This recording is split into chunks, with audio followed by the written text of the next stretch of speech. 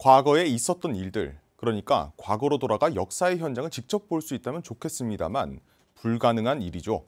하지만 당시의 물건들과 이야기들을 바탕으로 당시 상황을 유추해 볼 수는 있을 겁니다. 과거와 현재를 이어주는 가교 역할, 전쟁기념관 학예사들의 역할일 겁니다. 호국보훈의 달 특집 호국, 기억을 잇다 마지막 편, 전쟁기념관 학예사입니다. 안녕하십니까? 네, 먼저 시청하시는 분들이 궁금해하실 것 같아서 두 분 자기소개부터 부탁드립니다. 먼저 홍 학예사님부터. 전쟁기념관에서 디지털 소통 담당을 맡고 있는 홍성열 학예사입니다. 디지털 소통 담당은 이번에 SNS 콘텐츠를 활성화시키면서 새로 만든 자리인데요. 전쟁기념관에서 있는 콘텐츠를 온라인으로 소개하는 역할을 하고 있습니다. 전쟁기념관의 학예 연구를 담당하고 있는 고한빈 학예사입니다. 구체적으로는 6.25 전쟁을 담당하고 있고 6.25 전쟁사를 연구하고 그것을 전시로 풀어내는 역할들을 하고 있습니다. 여기서 근무를 하시면서 에피소드들이 각자 있으실 것 같아요. 에피소드 제일 지금 기억에 남는 거는 제가 부서에 있을 때, 교육부서에 있을 때 그 박물관은 탈출한 학예사라는 컨텐츠를 새로 만들었었는데 그때 직접 그 미아리 방어선 전투가 있었던 그 전투 지역을 직접 걸어다니면서 답사를 했었습니다. 그때 9월인데도 불구하고 날씨가 무척 더워서 정말 힘들게 그 미아리에서부터 서울대학병원까지 걸어갔던 경험이 기억이 납니다.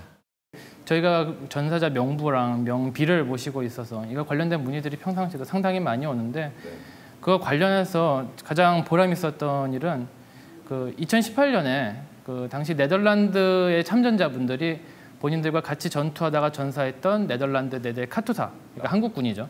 그분들의 전사자 명단을 찾고 싶어 한다는 소식을 제가 다른 사람들을 통해 갖고 저한테 전달받은 일이 있었습니다.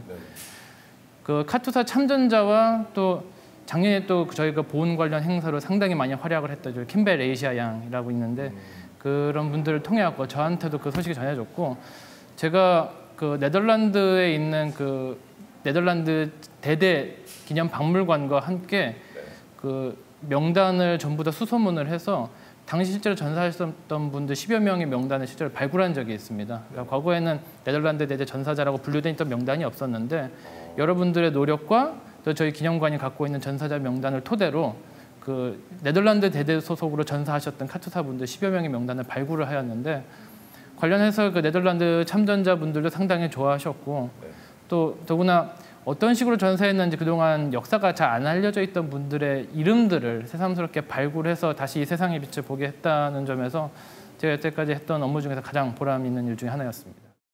특별한 이야기들을 지니고 있는 학예사들. 분명 특별한 마음가짐이 있어야 할 텐데요.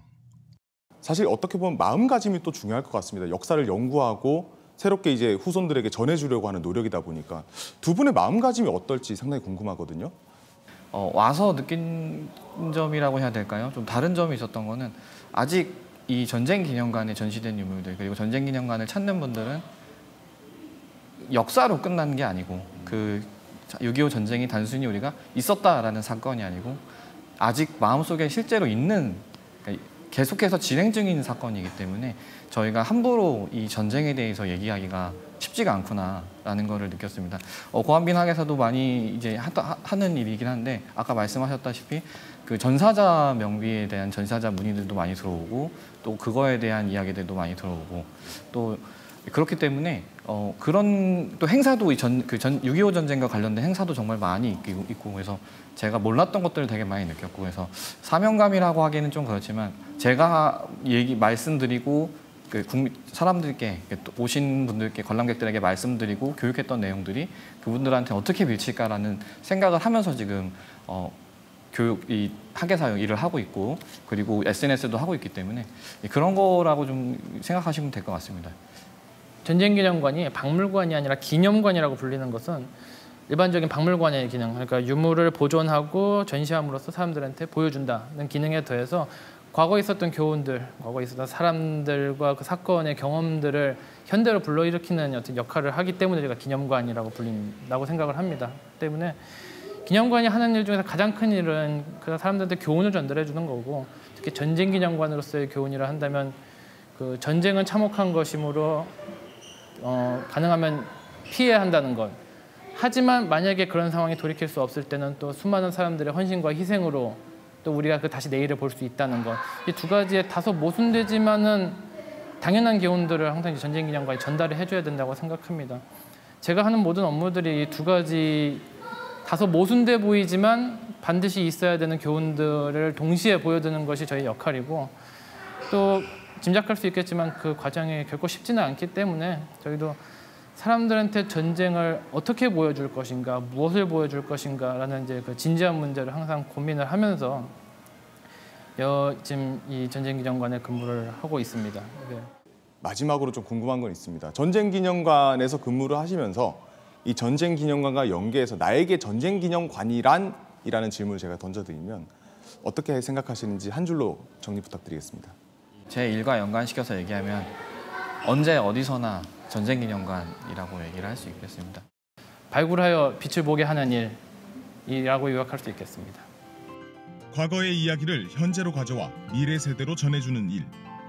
보이지 않는 곳에서 이들의 노력이 있었기에 과거는 계속해서 숨쉴 것입니다. 국방뉴스 정치윤입니다.